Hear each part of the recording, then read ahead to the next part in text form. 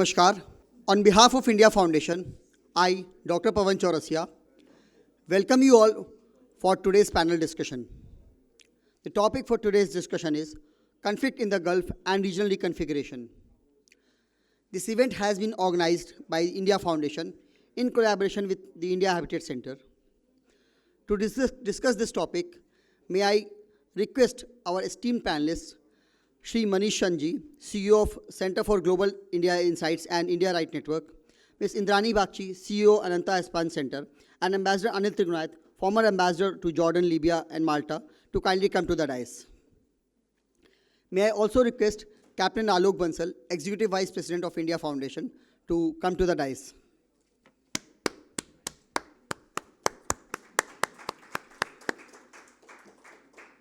I would request Captain Alok Bansal to kindly carry forward the proceedings. Good evening, ladies and gentlemen. Welcome to today's discussion on the ongoing conflict in the Gulf and regional reconfiguration. I think there has been, at this point of time, the global attention is riveted on this ongoing conflict, which many believed will be a short-drawn affair, but shows no signs of abating at this point of time. And it's impacting, I think, every facet of human endeavor, starting from politics to economics. I think crude oil, gas, fertilizers, everything has an impact. It's impacting the markets, currencies, gold, silver, you name a thing, and it is being impacted. When the conflict started with the unilateral strike by US and Israel on Iran, I think many in DC probably thought it would be something like Venezuela. They would be sitting home and with a changed regime 48 hours. I don't think so it happened. And we have still not heard a credible explanation from DC as to why it happened. Because, Marco Rubio once said that if we would not have gone, Israel was in any case going to do so, and the retaliation would have come to us, so we preempted them. And when somebody asked Trump that did Israel force your hand, he says, no, we forced theirs. So that's how Donald Trump is. So we are still wondering as to what's happening. When the congressional hearing was there, Tulsi Gabbard gave all answers except the straight answer. Was there an imminent threat? And she made it very good. She gave a very interesting reply. She says, President has all the inputs, so President knows. So that's ideal, which happened. So how is it happening? Because regime change, which people talked of, doesn't seem to be happening. US is reluctant to put boots on ground. So the latest report says that 2,500 troops have been mobilized and are moving into that particular direction. Whether they are being mobilized to take over few isolated islands in the Persian Gulf or any major ground offensive is visualized, I think we need to think about it. Initially, Kurds were being looked at to provide the foot soldiers for the West. But Kurds have become wiser. After Syria and Iraq, they said, unless, of course, you give us some guarantees, we are not willing to become your slaughter horse. So I think that doesn't seem to be working out. And I think the fig leaf which every side needs to come to a negotiated settlement is, at this point of time, lacking. And eventually Islamabad, of all the places, has emerged as the point of mediation. Well, that takes me back to 70s, when Yahya Khan was trying to mediate between Richard Nixon and Mao Zedong. And Kissinger would come to Islamabad and disappear to Beijing from there. So I think it's after more than 5.5 decades that Islamabad has been pitched into the limelight of that sort, where it's trying to bring international adversaries together. Good luck to them. I hope they succeed. But how this conflict is evolving, what is its implications, I think we needed to discuss this. And today, we have three great panelists actually. We have the first panelist who I'll ask to speak on this subject is Manish Chand, and he's a renowned journalist, foreign affairs analyst. He has been editor-in-chief of India Wire News Network. But more significantly, when the conflict started, he was in Israel. And he was trapped there because when the retaliation started and the flights stopped, he was there for some time. So he has some first-hand experience of how it was. Because this conflict has been different from previous other conflicts. This time, the retaliations have been huge. There have been some projectiles, at least. The news has been completely censored. Today, it's a criminal offense in Israel to shoot something and circulate. Similarly, Iran has, I think, 26 days of internet closure till now. UAE doesn't allow any damaged site to be filmed and sent outside. It's actually a criminal offense in almost the entire region. So I think if you really need something, you have to talk to the people who have been there. So I'll request Manish to kindly ponder over the subject and say about 10 to 15 minutes. 15 minutes is the upper limit. That's all. Thank you. Good evening, ladies and gentlemen, friends, excellencies. To begin with, let me thank India Foundation and Captain Alok Bansal for inviting me to share my first-hand experience of the war, which I saw very up close. As we speak, the region is burning, and both the two warring sides are hitting each other relentlessly with no reprieve in sight. This war has a special resonance for me, as I saw it up close, and I was right there when the initial first strikes were launched on Saturday morning, February 28. I was in Tel Aviv, and I woke up to the sound of screaming sirens, and you have to hear that siren to know what it's like, an apocalypse of sort, that is, the apocalypse is coming. And we were asked to go to the bunkers, and my hotel room was on the 10th floor, and I rushed towards the bunker, which was in -2 basement. I would not name the hotel for security reasons. But, once I went inside the bunker, I saw something like maybe 200 to 300 people, mostly hotel people who were staying there, all hotel staff, and also people from outside, because bunker is open to anyone. So it is not that it's a hotel, so others cannot come. And what I saw was a sight I will always remember. Suddenly, men, women, children, dogs, all were inside, cooped up inside the bunker. Fear was writ large on their faces. There was a sense of panic, dread, and what is coming next. See, the important thing to remember here is that this war was in the making for quite some time. In a way, everybody knew that this would happen sooner rather than later. But what proved to be a bit of subterfuge on part of Israeli leadership was that Prime Minister Narendra Modi was in Israel from 25th to 26th, and having the leader of the world's largest democracy by his side. And it was a very constructive meeting, if we delink it from other things right now. And that kind of lulled people that probably it won't happen so soon. But it did happen. So what was it like, and what did I learn from my stay in the bunkers and talking to the people? So when the first strikes were launched on Saturday morning, and I went inside the bunker, I started talking to people. I was also besieged with calls from television channels in India. In fact, one television channel did an interview with me and projected it as, interview with an Indian national stranded in Israel, the war-torn Israel. But I started talking. I had my mobile phone with me. Luckily, the Wi-Fi was working, so I could also record and talk to people.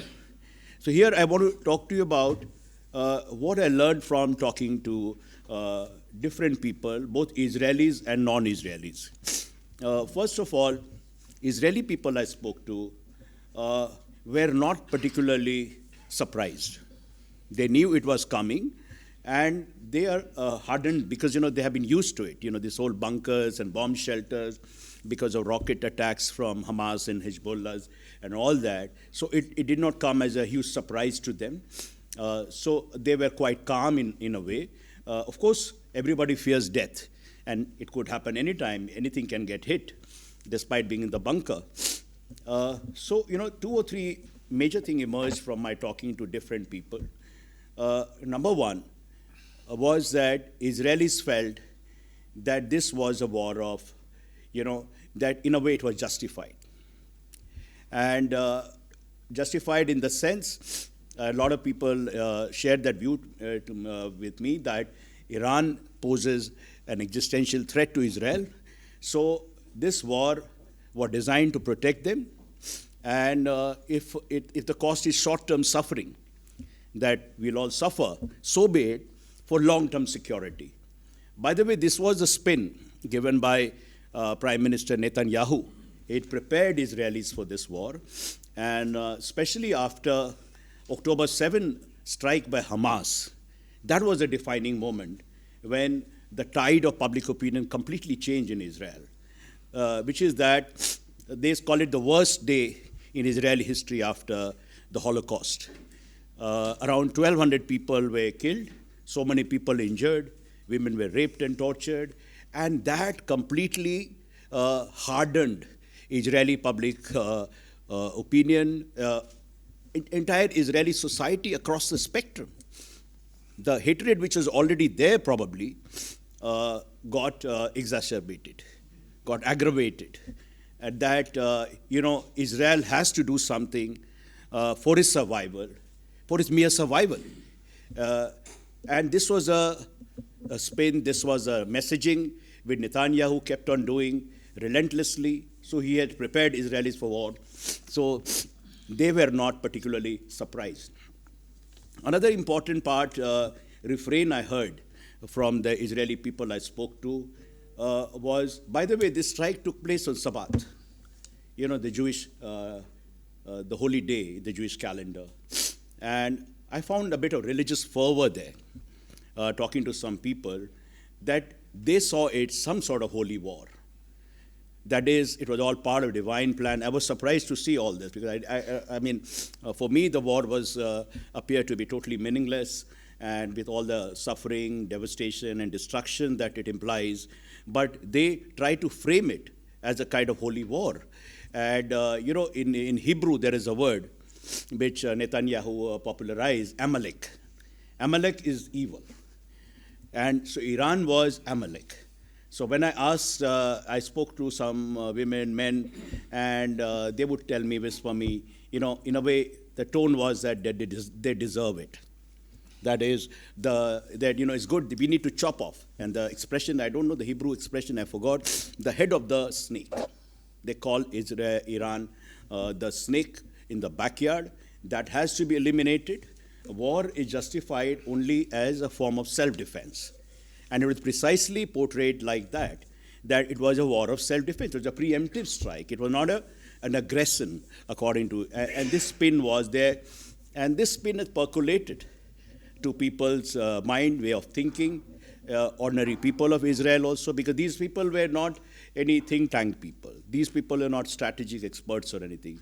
These were holidays from other parts of Israel who had come on a weekend to have a good time. And so were the foreigners. This was a revelation to me, that the religious framing, how it was done, and if it's seen in conjunction with how the Trump administration also framed it. I don't know, many of you would recall pastors praying for Trump. God give him strength, and all that, right in the White House. So this was a crusade, the crusade mindset, and supplemented, reinforced by Hebrew philosophy, Hebrew religion. It was a war of right. Closest equivalent, I can, in a different context, even in Bhagavad Gita, they say that you have to fight the war to protect the right cause, But that's a completely different context. But this religious spin was something.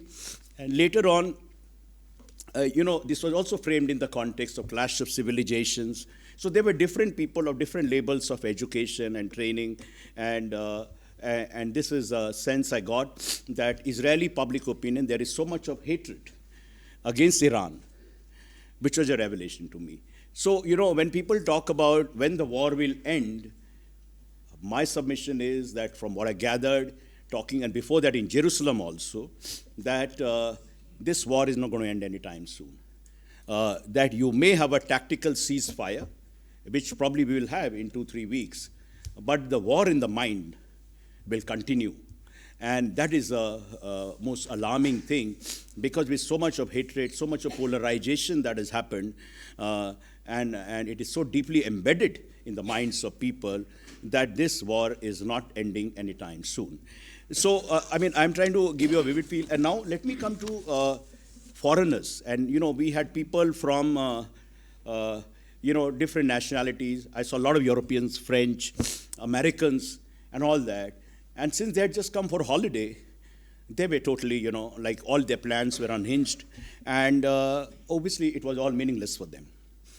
So it was a meaningless war for people who were caught in the crossfire, and they could not identify with all this inflated rhetoric of a religious war or crusade and all that. For them, the thing was that their holiday has ended miserably, and everybody was thinking how to get out. Because the day the strikes happened, airspace was closed. And that was my worry as well. But I was lucky enough.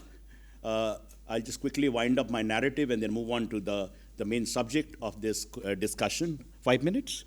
Yeah. So very quickly, they did not identify with what Israelis think. They thought this war was unnecessary, and this has to be brought to an end and all that. But yes, coming back to the worry of getting back and all that, and I was lucky enough to get the support of the Indian Embassy, India's ambassador to Israel. We were taken through the road route to Jordan. And from there, I took a flight to Mumbai and Mumbai to Delhi. So it was a long journey. But I like to also thank, the embassy people. And luckily, I had friends in both Jordan, people I had known for a long time. So I managed to get out. And it may sound like a bit like a Bollywood film.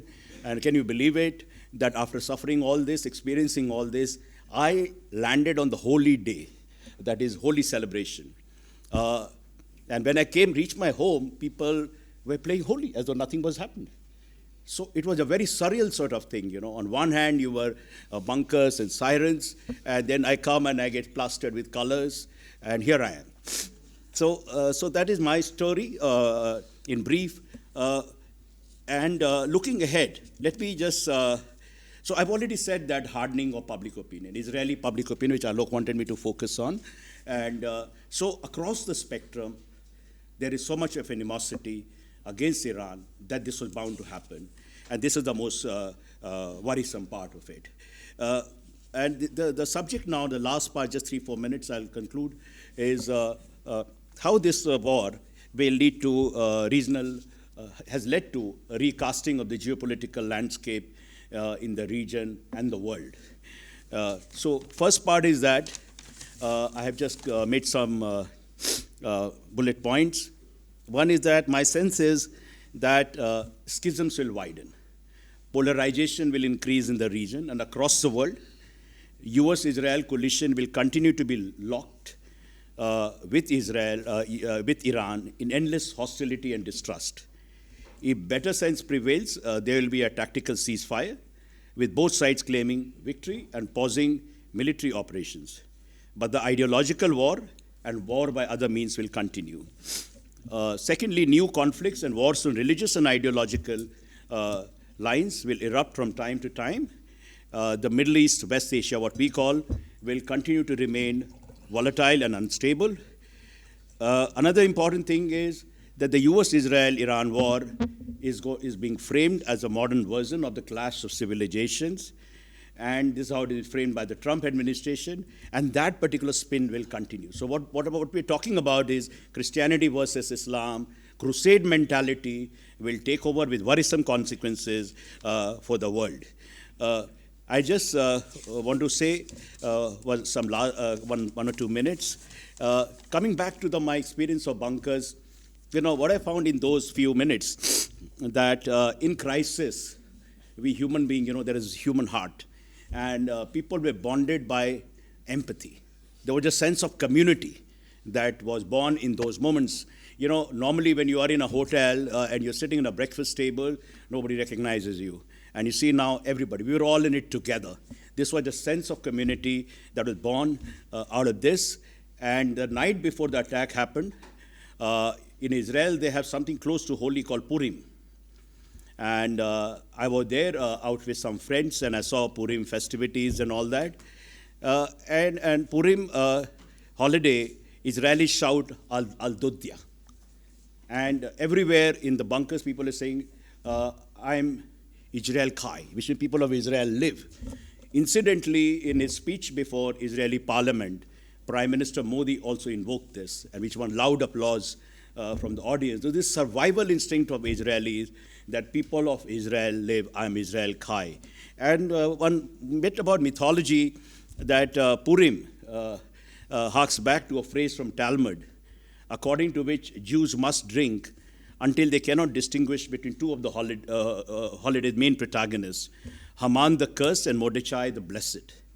So now we don't know who's the cursed and who's the blessed. The lines are blurred.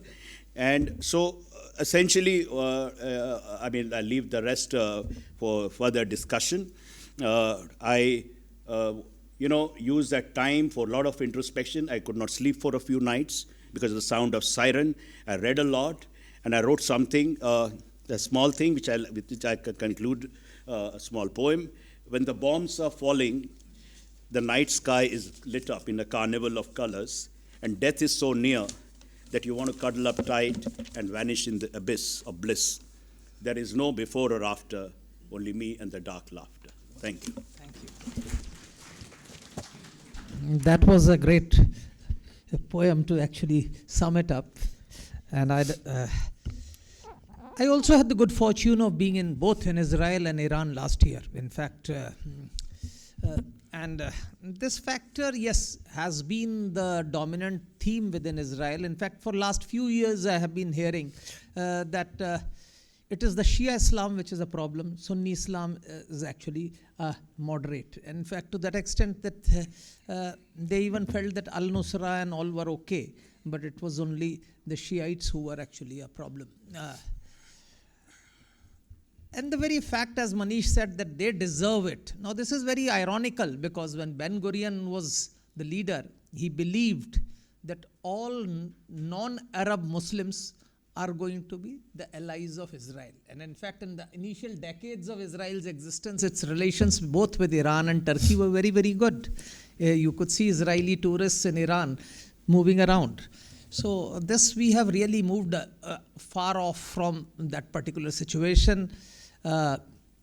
When I talked of regional reconfiguration, I think Israel realizes that it's surrounded by hostile powers. Abraham Accords or no Abraham Accords, the neighboring states don't really welcome Israeli citizens by and large. And that's been a case. So I thought Syria was giving them an opening, where you had a Druze population seeking Israeli support or Israeli protection. But what we are hearing now is that it is the Lebanon where there is actually an offensive, and the finance minister talks of expanding into southern Lebanon. So we are seeing interesting and difficult times. Why Manish's narrative was important is that we in India have actually not witnessed a war for a very, very long time. So I think it's sometimes that we need to know how situations are, because a lot of people actually talk about it very casually at times. Op Sindoor actually didn't affect ordinary people in Delhi or Agra or anywhere else. Actually, war is when the whole country is affected, as it's happening in Israel. Every part of Israel is facing the same brunt, and same is happening in Iran. Right from North Iran, from the Caspian coast to southern, even in Sistan, from Sistan to Ahvaz and Kurdistan, everywhere the bombing and attack is taking place. That's a war where every citizen is impacted by it. not a conflict where every citizen. So very often when we talk frivolously that we should have this or we should do this or that, very often people don't understand the implications of it. And I think the very conflict, apart from geopolitics, has actually affected geoeconomics. And Iran had for long said that whenever the conflict happens, Strait of Hormuz will be closed. That was the threat which Iran had always projected. And anybody who understands basic navigation and basic concept of maritime warfare would know that it would have been very easy for Iran to close Strait of Hormuz, and that's what they have done. Many in India have panicked, but the fact is we are really not affected as far as crude, petrol or diesel is concerned, because we are actually a net exporter of petroleum products today. It's only the crude that we import, and we already have strategic reserves of 78 days. And crude, I think within a short while, crude shortages will be made up. It's only the gas which is going to affect us, because that is where Qatar and all closing the gas terminals will take weeks to revive them. Anyway, I think to talk about all these things, what is the impact, how the geopolitical reconfiguration takes place, we have Indrani Bagchi, who is, I think, one of the most well-known journalists dealing with foreign affairs, international affairs, and she has been the associate editor and diplomatic editor at the Times of India for almost 2 decades, and she has worked in Economic Times, Statesman, India Today, and presently she heads Ananta Espan Center. So over to Indrani, 10 to 15 minutes. Thank you, Alok, and thank you, India Foundation and India Habitat Center, for this very topical panel discussion. I'll just focus on a couple of things. One, this is a war of choice for the US. It is a war of survival for Iran. So the approaches of both countries would be very different. The second observation, and that has been around for some time, is for about 75, 80 years, the US has been the benevolent global hegemon, has been the underwriter for both geopolitics and the global economy. That the US has now become a revisionist power. In some ways, you could even call it a disruptive power. It is not merely Trump. That Trump has, of course, sharpened this entire process. But the US was turning around away from its role or its space as the global hegemon for some time. We saw it in the revival of industrial policy, or rather in the establishment of industrial policy by America back in the Biden administration, basically turning its back to a global trading system that was largely instituted by the US itself. We have been seeing a pushback against Chinese growth in the US. Donald Trump comes in, and it's tempting to see Trump as a performative disruptor. But whatever the reason for his actions, the fact is that this war, along with other actions that have been taken, is fundamentally changed not just the global economy, but also global geopolitics. And those changes, most of them will be irreversible. Just as Trumpism will probably not go away when Trump finishes his term, a lot of the changes that we are witnessing today will be irrevocable. Looking at where we are today. This war is maybe in the Middle East. It is much closer than the Russia-Ukraine war, and frankly, when Russia invaded Ukraine, Indians almost always felt that, oh, this is happening in another continent. I do not need to lose sleep over it. Something similar has happened literally in our neighborhood, and whatever it is, whether it is illegal, I mean, it's all very tempting for people in the West, commentators in the West, to say that the Russian invasion of Ukraine was illegal, but this war is somehow, nobody talks about it as being illegal. It is actually illegal. But that apart, we are dealing with the implications of this war, rather the fallout of this war, which is not merely, and if I may contradict Alok a little bit, it is Japan that has 70 days of crude. Korea that has about 450, but we have 9.5 days. Our strategic petroleum reserves. That was a Parliament answer yesterday in Parliament. It is 9.5 days of Indian use by. So that is a matter of concern. But it's not just oil. And oil, you can see India buying 60 million barrels from Russia. We're buying from Canada. We're buying from Norway. We're buying from the US. We've just bought LPG from Argentina. I think where we, a process that started in 2022 with Russia's invasion in Ukraine, and that impacted the 3 Fs. Fuel, fertilizer, and food. We are back. 4 years later, we are back to a much more acute experience of shortages. Doesn't matter what governments tell you, there are people lining up across Delhi at LPG centers. You may be able to afford it, but there are entire classes of people in this country who are looking at buying LPG cylinders at 5,000 rupees a shot, which is something that is definitely not sustainable. But it's not merely that. You will not be able to schedule, if any of you have MRIs scheduled, please understand you will not be able to do MRIs for a long time because there is no helium. It's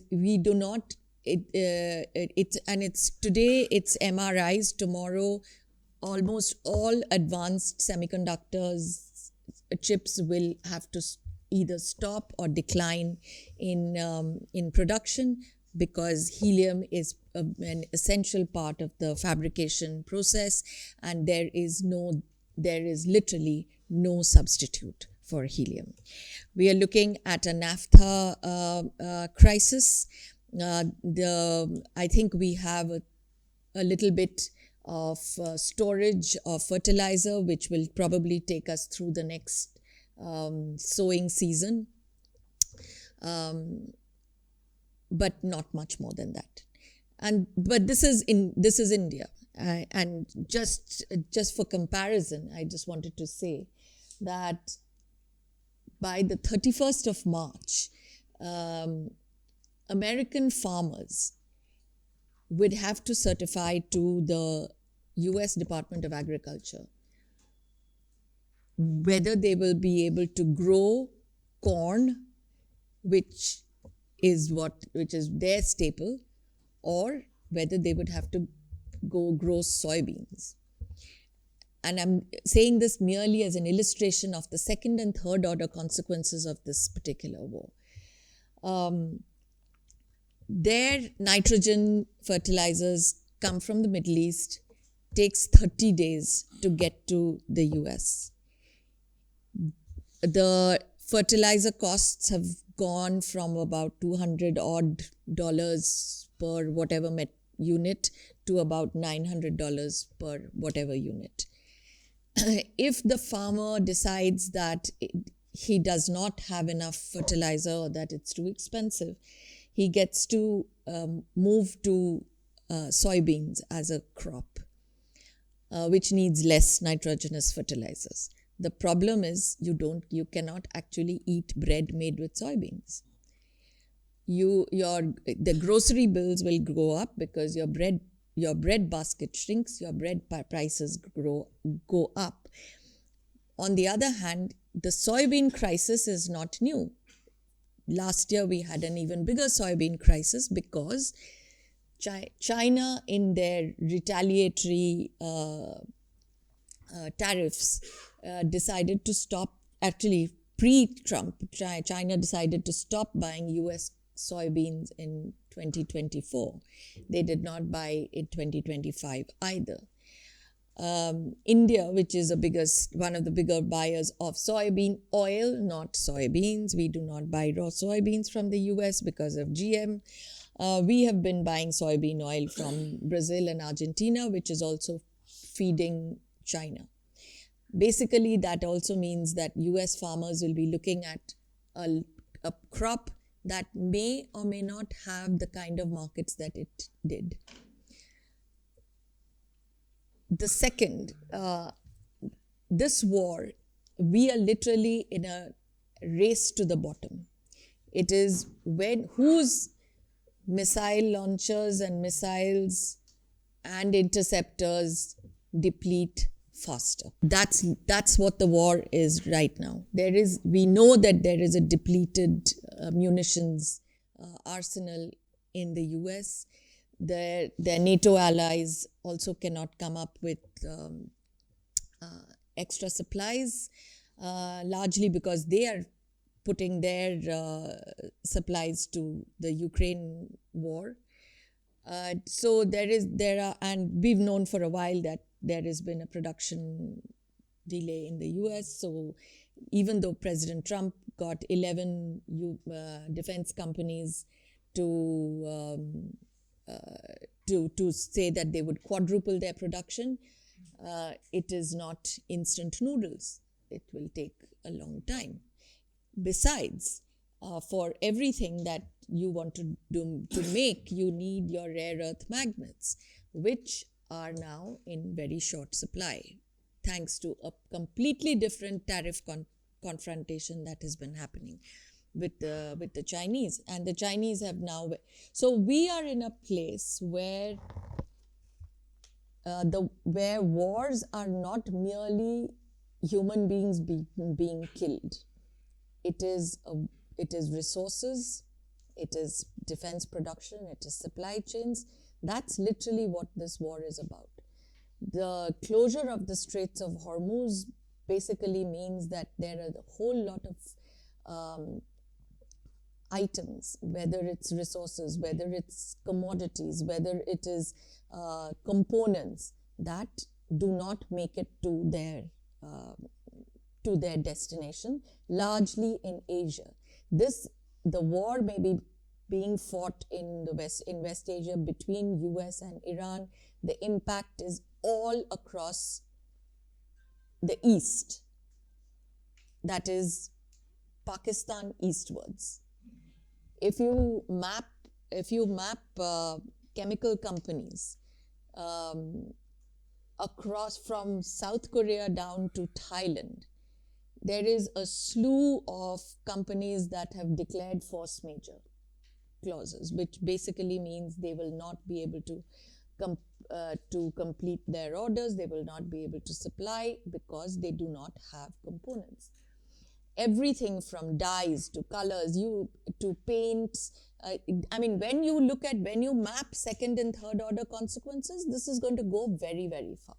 We have not even begun to feel the impact of this war is what, and everybody tries to put a positive spin on this war.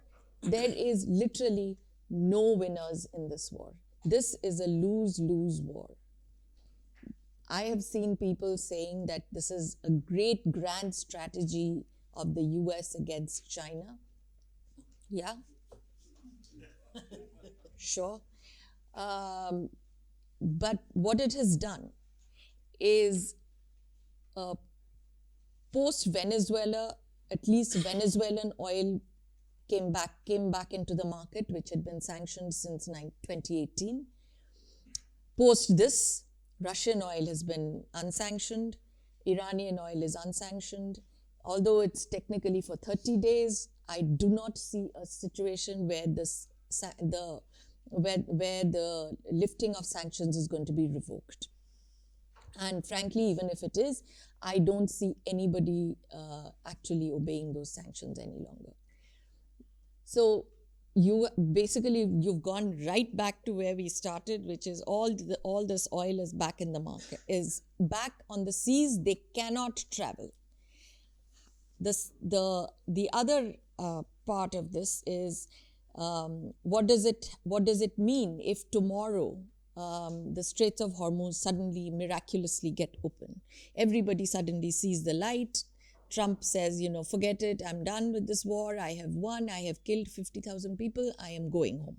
It is entirely possible, because if the global economy tanks further, if oil prices go up even further, and he cannot, just by the way, Trump, the people have actually made money on insider trading. I'm sure all of you have followed that. When the announcement for the pause was made, he could decide that I'm done and I'm going. That's it. You take the Straits of Hormuz as I don't care about the Straits of Hormuz. I do not need the Straits of Hormuz, which is technically correct, because the US since 2016 has overtaken Saudi Arabia as the world's largest oil producer and as the largest gas producer in 2018, which basically means that the US can use other ways of getting its oil or its energy to market. It can restrict exports and therefore force the price at the local pump down. That is entirely possible. But let us assume that happens. Can we go back to normal? No. Have you just make a list of the number of refineries that have been hit, whether it's in Israel, both the big refineries in Ashdod and I think it is Haifa have been hit. Everything from Qatar to Kuwait to Bahrain, every one of them have been hit. To bring even these LNG trains back on track, you need 5 years. Energy prices not going anywhere for a very long time. So this is if it's really, really optimistic and everybody feels like, okay, we've had enough, we now have no more weapons left, let's just go home. If it isn't, and I have no doubt that this is not the last that we have heard of this war, my sense is that the US is building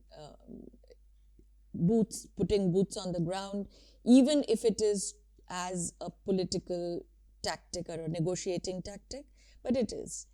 And that's going to be an entirely new order of death and destruction, and nobody will be spared. We will be looking at implications for completely different areas. How does China get impacted? How do we get impacted? Well, we know. We can feel it today, and we will feel it much more as we go along. We have not even begun feeling the impact of this war. How does China get impacted? China is, the loss of Venezuela and the loss of Iran is significant for China. We don't hear about it but these are very important allies for China. Without Iran, 90% of Iran's oil goes to China. Iran is the critical node in the Belt and Road Initiative. Venezuela, of course. Now, neither place has China intervened or helped out in any overt way. Yes, you can say that China has been helping Iran amass its arsenal for the last year. And most people did not notice the interview that Foreign Minister Aragchi made to an Indian television channel when Prime Minister was in Israel, to say that they were not only prepared for this war, but they had been preparing for this war for the last several years. So you can see that that preparation has come into play with their decentralized military commands, with even which has ensured survival even after a full decapitation strikes across their leadership. But to go back to China, if you have a global economy that is entering a phase of either inflation, recession, Chinese economy struggles because it's based on its exports. It's based a healthy global economy is vital for the health of the Chinese economy, because they are an export-driven economy, not a consumption-driven economy like ours. If demand is suppressed elsewhere in the world, China struggles. When supply chains get disrupted, and semiconductor chips are not going to be able to be fabricated in China because of component disruptions, China struggles. To believe that China is going to use this opportunity to go and attack Taiwan is fanciful, in my view. China is not Russia. But that apart, but that does not mean China doesn't struggle, and China will struggle very much in this war. So I'm going to stop, but my personal view is we've not seen the last of this. We have not seen the last of this pain, and in fact, we haven't even seen the beginning of this pain. And I think we should all be prepared for a really wild ride for the rest of this year. Thank you very much. Thank you, Indrani. I think that was highly illuminating. I think many of us may be aware of the helium deficiency and its impact, but the points like American farmers having to make a decision by 31st March is a very, very significant decision, which I think, impending actually. And the fertilizer crisis would have an impact. As far as oil reserves are concerned, there is no doubt. I think the government has said that the strategic oil reserves are 9.5 days. But various websites says that along with the commercial storage, we have the storage of up to 74 to 78 days. Now, I don't know whether it is all fabricated, but there are various news channels which are reporting that all the IOC, HPCL and various storage. So that's why I said, right now, truth is the first casualty when the first bullets are fired. And that's what is probably happening. And that's what we are seeing. And that implications are there for everyone to see. Well, I'll give the final word to Ambassador Anil Trigunayat, who is actually a veteran diplomat, has served as India's envoy to Jordan and Libya. He has been High Commissioner to Malta. All these three countries are in the vicinity of the conflict zone and I think are impacted directly by what's happening there. Of course, he has been to Russia, Bangladesh, Ivory Coast, Mongolia, US, everywhere. I don't wish to say so. He has also been JS Wana. So he'll give you probably how the government thinks or how the diplomats think. Over to you. Well, I can't say what the government thinks. Yeah. Namaskar and thank you, Chair and India Foundation for this invitation once again to discuss this very, very vital issue. And as Indrani ji mentioned, this is existential for us. And West Asia as a region is also very, very existential for us. So irrespective of whatever the narratives coming out of there, it's a very difficult time we are there. Now, if you were to look, let me get back to the war itself. So if you were to look at the war, we know that President Trump was played out once again. This is not the first time. And we exactly, those of us who watch the region know, and it has been said by everybody, that this was waiting to happen. because exactly the same playbook that was there. First time, 6 rounds of negotiations, and then suddenly the war erupts, 12 days war. Then again, they started talking. Twice the discussions have been held, and you have to believe the Omani foreign minister, who has been taking the messages from one to the other, and he has written an excellent article. If you've not read it, please read, in the Economist. And that gives you the whole picture about exactly how things played out. So it was almost certain that there was an agreement. Now, with this agreement, Israel is one country that is not happy about it. It doesn't want that agreement to happen because they have this long standing fear and distrust of the Iranians. And both of them have been suffering for last 40 odd years with this mad syndrome. They want to decimate one another and, if possible, finish it off. So far, we have seen the United States has really tried to keep this conflict under the radar. But in June, the US chose sides clearly and overtly, giving a green signal, and that's how it happened. So when you say that the driving seat of US foreign policy is not Trump, it is Netanyahu. And let us distinguish that. It is very clear because he's really completely got caught in this whole process. He's tried to save himself by saying, no, I was the first one to who. That's his nature. But they had no reason to do so because they have been asking once again after 1 month, they are again asking for some kind of an off-ramp, some kind of an agreement. They have proposed 15 conditions that have been transmitted to the Iranians. Iranians had given their own 8 conditions, and those conditions are being discussed and have been discussed. The problem is that both of them have carried it in a maximalist position, vertically opposite positions on certain very fundamental issues. But some of the conditions that have come out, especially from the Israeli TV channel and media, are very clearly economic sops, removing all sanctions on Iran.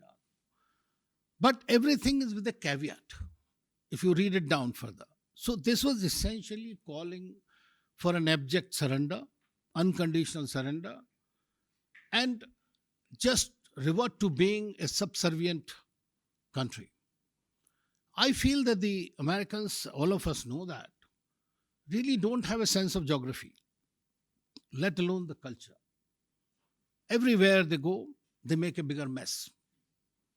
I recall meeting one of the Deputy Secretary of State, and I asked him, I said, if a child goes near the fire and burns his finger, he would not go there again. But you've been doing repeatedly the same thing over and over again with the worst result. So precisely this is what is happening in Iran. Now, Iranians, as you rightly mentioned, have been studying the American pattern for not now, all the wars, from the day one, from the Iraq war. They understood that they're going to be destabilized. This strategy, which we call either the Scotch Earth strategy or mosaic defense strategy, is an outcome of what happened in June. They realized the decapitation strategy is going to be played out. So everybody was ready to be martyred. But then there were, like in our Hindu mythology, we have something called Rakt Bij syndrome. So a person dies, the next one just wakes up and is there very much so. So this is precisely what is happening in Iran. The Mossad and the Israeli intelligence are superb. I mean, there is no doubt about it. There is no match. Their capability to fight is also amazing. But so is that of Iranians. For the simple reason that because apart from destroying the other, they are also being driven by this survival instinct that we have to survive against the known enemy. So therefore, when you say that this war, which way it is going, and economic and other dimensions and impacts have been mentioned very well by Indrani, so I'll not go there. But let me just try to say how I see this war between the two. So this is a war between the two arch enemies of half a century. This is a war between two radical ideologies. This is a war between North and the South. This is a war between regime change and regime survival. This is a war between civilization and non-civilization. This is a war between brute power and resilience. This is unlike other wars, as fight to the finish defines it. This is also a war in the Abrahamic family, once again, engulfing this time the whole world. This could be a war between the West and the Sun countries going forward, if eventually the NATO countries choose to, and eventually they'll go in. Or in any case, there's going to be a beginning of the Cold War 2.0, as I have been always saying that. This could also turn into a battle space for hegemonistic ambitions of both sides, once again, very clearly articulated by both sides. And we will see eventually a new security paradigm. Who has become the immediate collateral damage in this? The immediate collateral damage in this is the Gulf countries. But if the Gulf countries were thinking that they will not be attacked by hosting the bases, then I think they're being naive. Because when you are hosting your rivals or adversaries' bases, the bases are not there for decoration purpose. They are supposed to be used against you. So first thing you will do is decapitate those to the extent possible. They may not be able to do so. But what is Iran's strategy today? They are not thinking for day after tomorrow. As we hear from the region, everybody is saying that, they are our brothers, but they did not take care of our interests. They are hitting us. Primarily, they have been hitting the bases. And they had been saying it from so long, not from now on, openly saying that if we are attacked, we are going to do this. And exactly the same playbook they play out. Their strategy was not factored in by either President Trump. He thought it will be a quick victory and he can get out of it, call it, and basically he's looking for it now. He didn't want to get stuck. I still continue to believe that Trump does not prefer an active war. But he gets stuck into it because he starts from a threatening maximalist position. And this is the worst what he has done, not for only himself, but for the United States as well. Now, from a Strait of Hormuz, 82% of the cargo has been reduced since. For us, 85% comes through that. More than 20% of the global oil passes through that. And tankers reduction has been roughly about 94%. So you can imagine what you are saying is absolutely right. That's going to be a very big impact.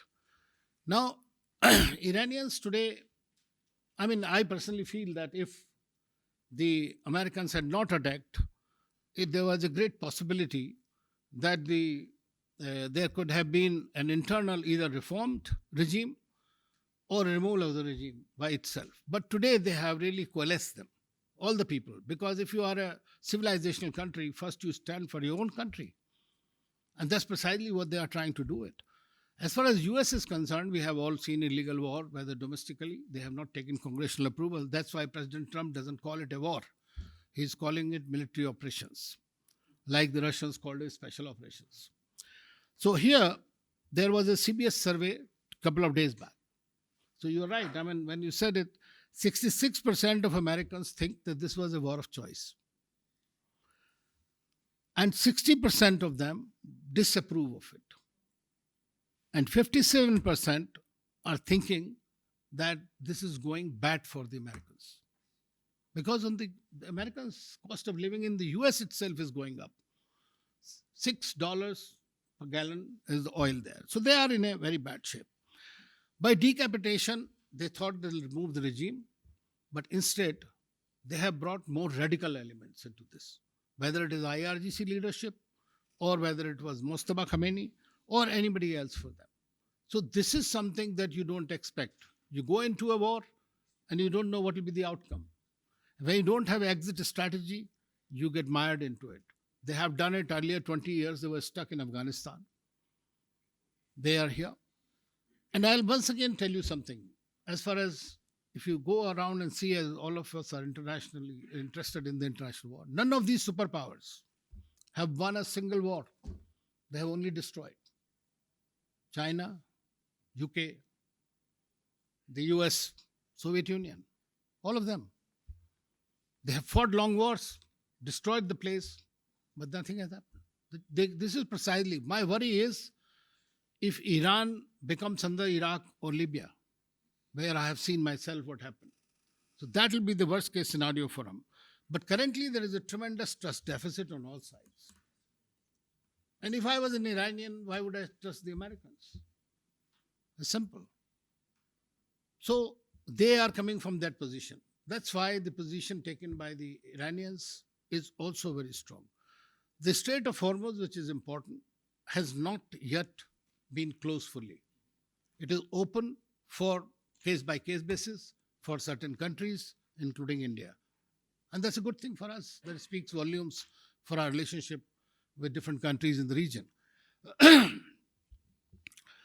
Then, if suppose all these talks till April 6th do not succeed, what will happen then? We will see a blind fight in the region.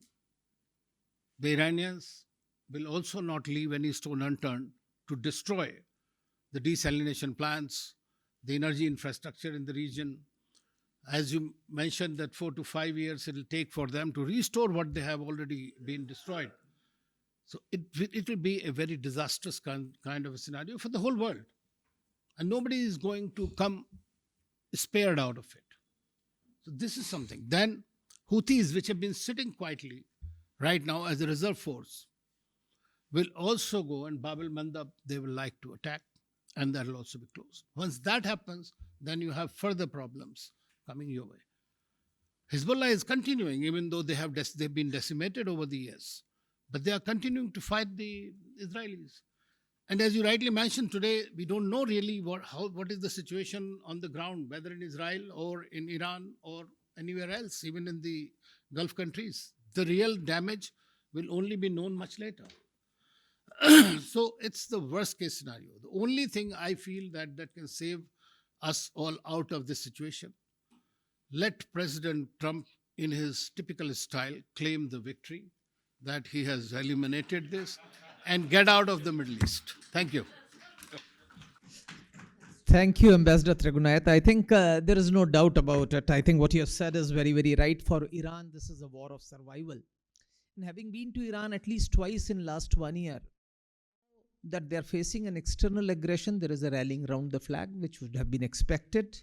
If Americans had studied Iranian culture and Shia Islam, they would have known that ever since Karbala, Shahadat or martyrdom is a very, very significant component of Shia Islam, actually. So if it's going to be a war of attrition, it's going to be a tough task. We have seen that Americans do not have the gumption to go for a war of attrition, as was seen in Afghanistan very clearly. So that's an issue. Did Israel force American hand? Maybe. But does Israel control America? Not to my mind. If that was the case, then US would have given guarantees to Kurds to move in. The US is cognizant of Turkish objections, and that's why Kurds have not been given a green light. Otherwise, Kurds would have moved in. Kurds were ready to move in from Iraq, but they wanted guarantees. They didn't want to be butchered again like they were in Syria or let loose as they were in Iraq. So that's been the case. The Gulf countries, one big myth which has been broken in this war is the myth of America as a net security provider, at least for the Persian Gulf countries. None of the US bases in Persian Gulf countries have remained intact. And more significantly, the presence of those bases have not ensured any security for the Gulf countries. So after this conflict, how many Gulf countries would want to keep the American bases in their soil will remain a big question mark, and that we'll have to really look into it, what happens. Well, these are some of the points which I said, though I shouldn't have been saying so, and my job is only to be a timekeeper, which I have not done a very good job of as far as today's discussion is concerned. Well, we are open for question, comments from the... Okay. I have precisely 25 minutes, so if you are brief, then we'll take all of them. I'll start from Ambassador Bhaswati Mukherjee, and then this lady, and then we'll come that side. Okay, yeah. We'll take all the questions, but please be brief. Yeah. Thank you very much, Alokji. My question is directed at my good friend Indrani, whom I'm seeing after a long time. Indrani, could you, your statement was amazing. My question to you is that, in my perception, after what you've also outlined, the war is not going well for Trump or for his MAGA base. There are those who say that the day he ordered the ceasefire, it was to play the stock markets, and the main beneficiaries were actually members of his own family and himself. My question to you is that, in your assessment, given the grim scenario you've pointed out, whether it's corn versus soybean, etc., do you think, as a seasoned journalist, that he has any chance at all of winning the midterms? And if he doesn't win the midterms, would it influence a speedy end to this conflict? Thank you. We'll take a few questions in one go. You're the lady behind that. Identify yourself and then just ask. Good evening, everyone. I am Maitri. I'm here to attend the conference. I'm a law student currently pursuing law, and I am really driven to international affairs and the topic that we're having today. My question, before I ask my question, I would like to say that I really agree with what Indrani ma'am and Anil sir just said. And I think that in this position that we're standing right now, knowing about our world is like really important. And also, my question is about, we are talking about Gulf countries right now. And being like where we are today, I'm asking, as India stands as a diplomatic country, what about countries like Oman and the UAE? And what impact do you think the war will have on them? Because the war is interrelated and it's going to take all of the Gulf down. So is it just going to be that all of the other Gulf countries have to pick a side, or are they just going to not be on any side and play diplomatic? Because the Gulf includes all of them together. Okay, next behind you. Just Yeah. what we'll do is that we'll take all the questions in one round because I think we have paucity of time. Yeah, so Yeah, my name is Bagai. We say India should have mediated and not Pakistan, but how can they mediate when PM Modi goes and embraces Netanyahu, who's some declared as a war criminal? I mean, where is the partiality? Is all there. Secondly, Arab nations do not support Iran, even though they are Islamic, and that's because of Shia Sunni. But the point is, why is there such a big difference between the two? After all, it's Islamic. And as far as US bases go, how long will they keep quiet? Because they are getting hurt because of US presence over there. Will they not object to US presence even while the war is on? Thank you. okay. Yeah. Very good evening. My name is Advocate Yash Patel. My question is to Indrani ji, that what are some of the economic mitigants that the Indian state can implement in order to offset or mitigate some of the economic consequences of this war? Good evening. My name is Yuyutsa and I'm a BA Global Studies student. My question to the entire panel is that we've been listed as one of Iran's friendly nations. And my question is, does this mean the end of India's strategic autonomy strategy? If we are listed as a friendly nation to Iran, does this mean this is the time that we'll finally have to choose sides? Or what does this mean about our strategic autonomy doctrine? I'll now request the panelists to respond. I'll just give one last question to Air Marshal Rajesh Kumar. Just one sec. So just a quick question on the aftermath. Let's assume that this war gets over and that the Gulf countries have a rethink about how who's going to be a security provider in their region. So if they decide that it's not going to be the US, and they also thinking in terms of becoming somewhat Atmanirbhar on their own, is it going to be possible to develop a defense industry and wean off US weapons? Because that is a big this thing. All the weapons that are now in the Gulf, the Americans have control over those weapons. So eventually they cannot be really removed from the security scene. So what are your thoughts on this?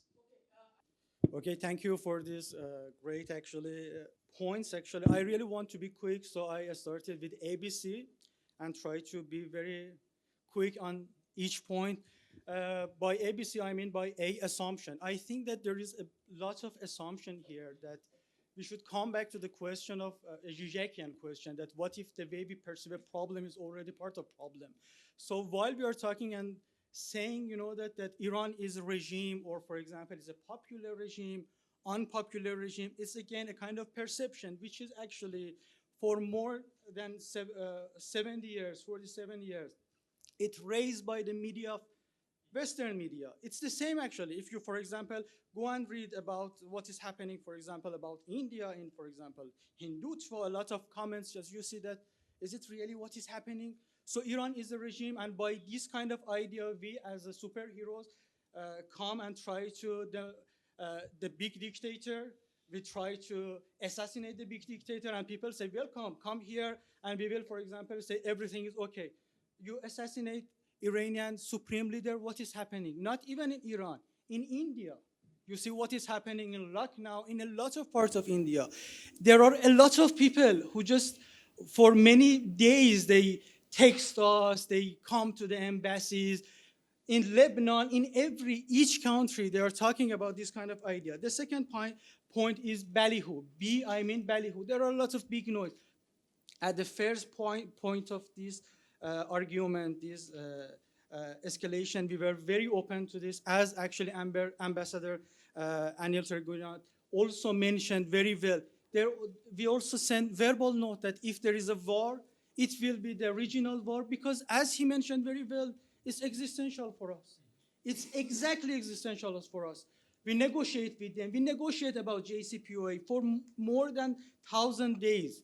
Dr. Zarif, and unilaterally, Trump withdrew from this JCPOA. After he, again, for the second Trump, came back to the office, we negotiate with two persons, Mr. Witkoff and Mr. Kushner. Iranian whole team negotiate, as also very well mentioned that Foreign Minister of Oman talk about these ideas. And by civilization, Iran is civilization, and they don't know what is geography. It's a civilization. We are master of survivors. We survive more than 1,000 here, and we will survive, and they should understand that. Iran is master of survive. We know how to survive. We know the geography very well. You can go and ask a lot of American diplomats that what is the capital city of even in Europe countries. They don't know. There is no strategy. Now you see a lot of narratives. They said that it's a crusade war. You see, please go and see. They are talking about crusade war. Even I don't think that it's a kind of Abrahamic actually war. It's Iran is both Abrahamic, a kind of religious, which is like Islam, and also Vedic roots. Iran has the two perspectives. Please understand that. So they said crusade war. There is no strategy. And also here, we as Iran, we don't have any strategy but survive. There is no goal for us. But we know how to resist. For more than 47 years we resist, and we will resist. Thank you. Thank you. I'll now request the panelists to respond in the reverse order, starting with Ambassador Tergunat. Yeah. Well, the first one is about the Gulf countries. You could choose to reply. You need not reply to all the questions. Yeah, that's why I said. Well, as far as the you asked about RIC countries, whether they can do something. I think we are all doing something about it, because all the countries, including Russia, India, and China, want this war to end. And Prime Minister Modi has been talking to all the leaders of the Gulf, including Israeli and the Iranian leaders. He has spoken twice. Our foreign minister is there. Today he is in G7 talking to everybody. With the Russians and Chinese also have been in touch. So this is, everybody wants this war to end. Now, they are all impressing upon both the warring parties as well as the United States to come to terms and come to the table and negotiate in a reasonable manner. But that is very much there. But whether they will be able to succeed is anybody's guess, because nobody knows with President Trump. It's only his domestic compulsions which are going to force him to walk back. As far as strategic autonomy is concerned, I think India follows the policy of dialogue, diplomacy, and dehyphenation in the region. Our relationship with each country stands on its own, and all our friends understand that. But we want de-escalation from day one. if you see India's statement on strategic autonomy, the very first statement by Foreign Ministry was essentially implicitly condemning or disapproving the attack on Iran and subsequently Iran's attack on the Gulf countries. So we have large number of strategic partnership. Security guarantee, of course, is very difficult to say whether the Americans will be able to continue to provide. What is required is, and I have always advocated, that it is the regional countries which have to come together to somehow bury their differences, find a modus vivendi, so that they don't give opportunities to the external actors to exploit them. That's the only way for them, as long as one country or the other, because internally they have a lot of problems. Yeah. Yeah. At this.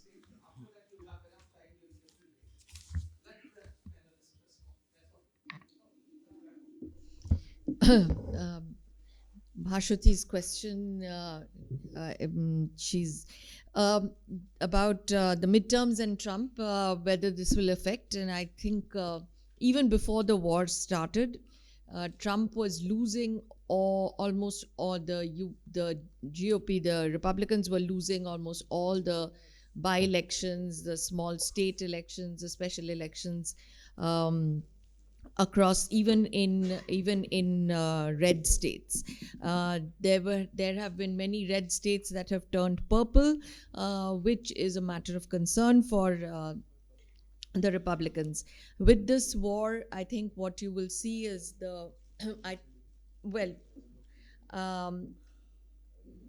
he is likely to lose the House. That's likely to be flipped. We have no idea whether the Senate will flip. If the Senate flips, then there is a chance of an impeachment motion against him. If the Senate remains with the GOP, there is literally no chance of an impeachment motion going anywhere.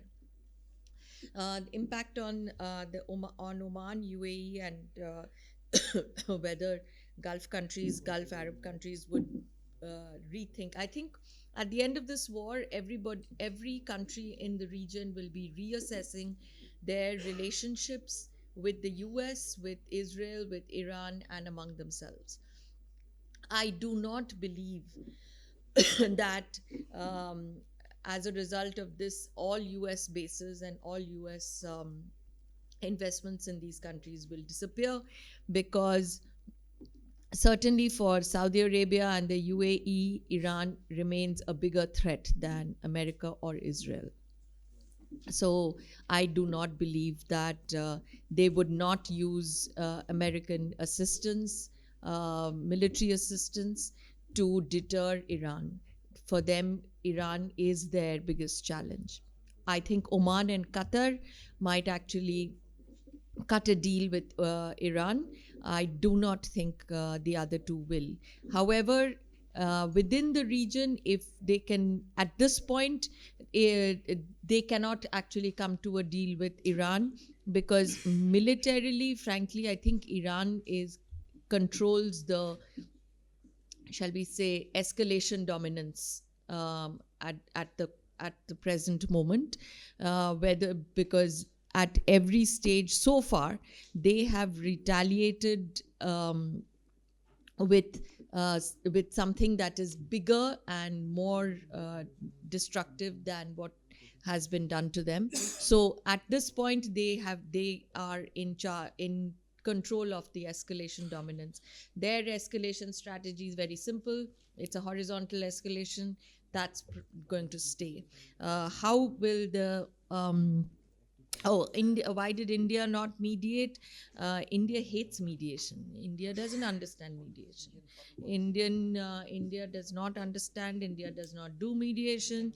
There have been 4 years where people have been asking India to mediate between Russia and Ukraine. No, there's no such. And in this situation, frankly, Pakistan, we have to understand a couple of things. One, Pakistan and the US have a very long relationship.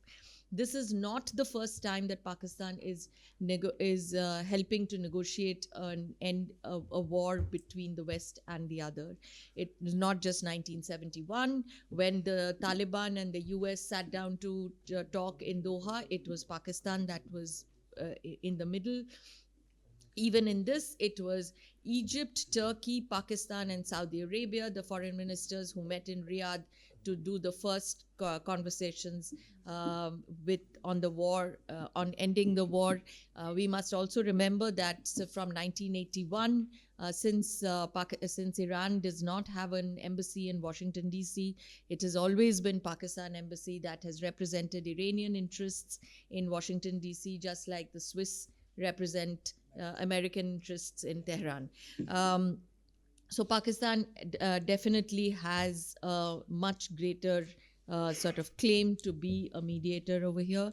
How will the Indian government mitigate the consequences of the war? I mean, today they've cut out some of the excise duty from petrol and diesel, and I suspect there will be more as we go along, depending on how. I think it's like a slow moving impact. You don't get to see what's going to happen in a few weeks' time. So I think as we go along, you will see some of that.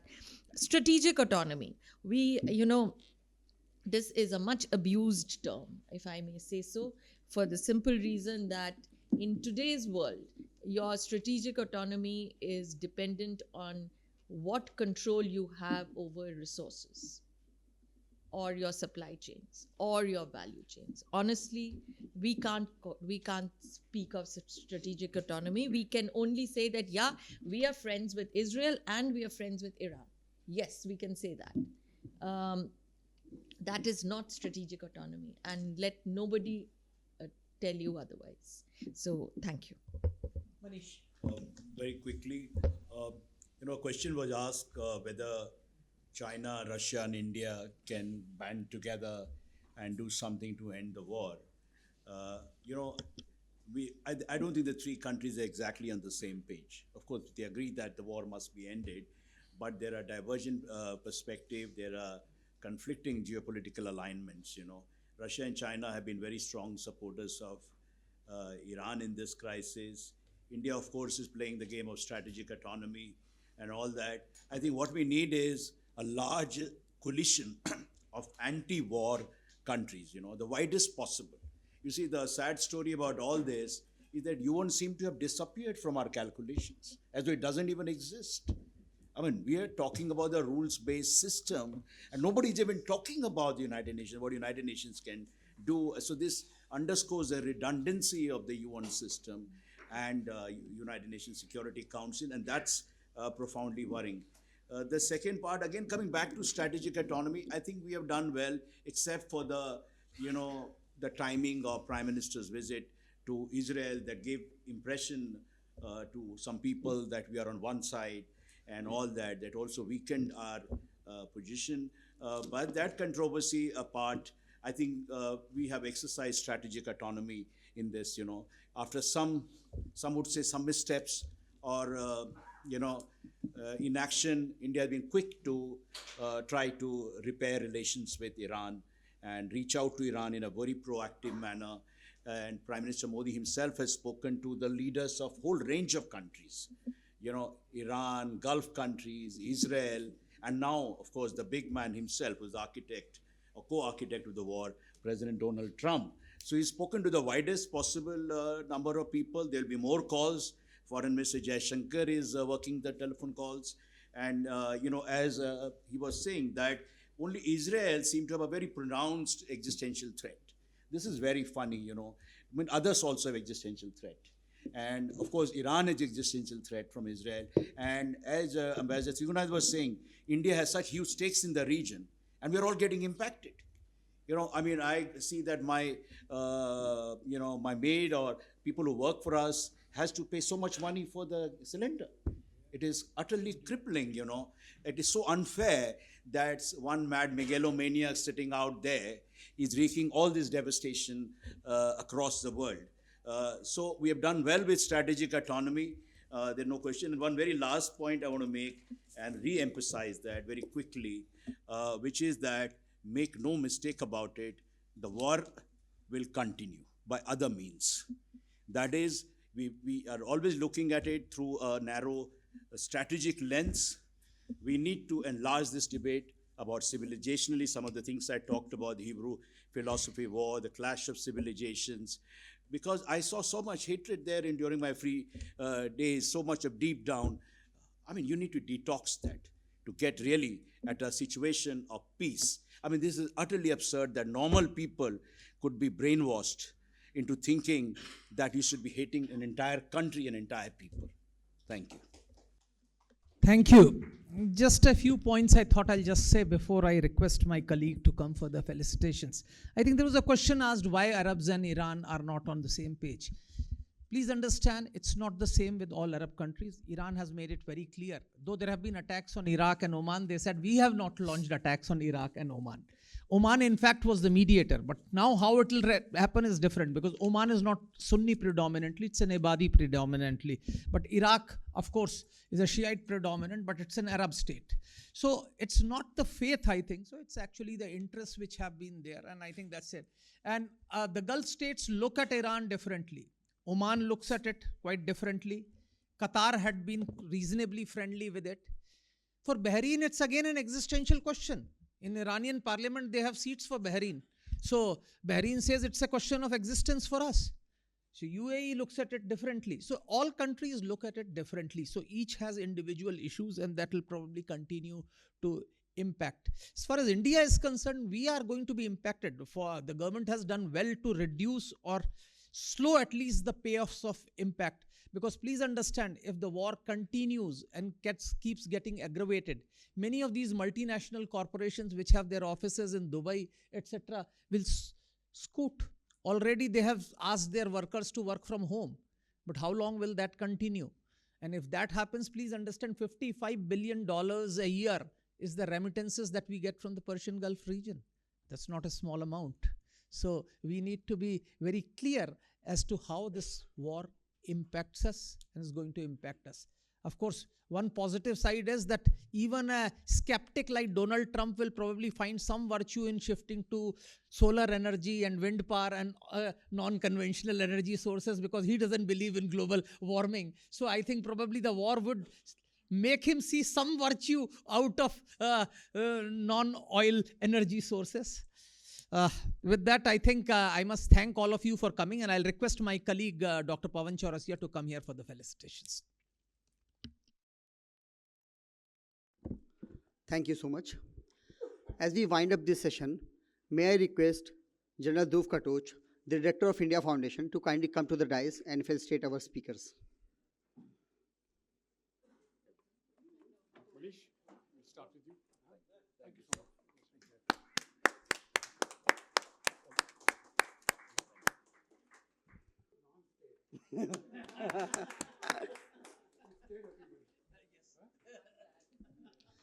We would like to thank all our speakers for gracing us for this occasion.